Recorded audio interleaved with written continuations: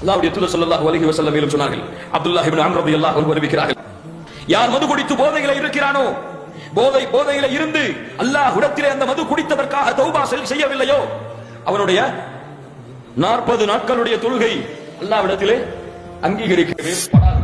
இன்னைக்கு மது குடிப்பவர்கள் தொழுவதே கிடையாது. எப்படி கேட்ட என்ன தெரியுமா சொல்றாங்க? அதுதான் தொழுகை ஏற்றுக்கொள்ளப்படாத, ஏன் தொழுகணுங்கிறாங்க. லா இலாஹா இல்லல்லாஹ்.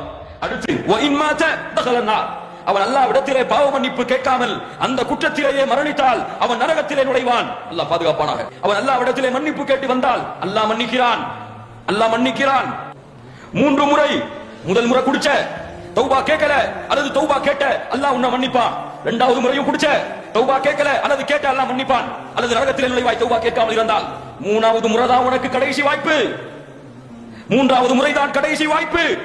அதற்குள் அவன் அந்த மது பழக்கத்தை விட்டு திருந்தாமல் அல்லாஹ்விடத்திலே தௌபா கேட்டு திருந்தாமல் இருந்தால் முடிஞ்சிச்சு கதை, அவ்வளவுதான்.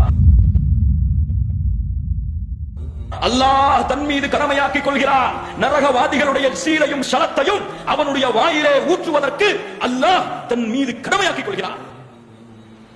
தெரியுமா வாலிபர்களுக்கு?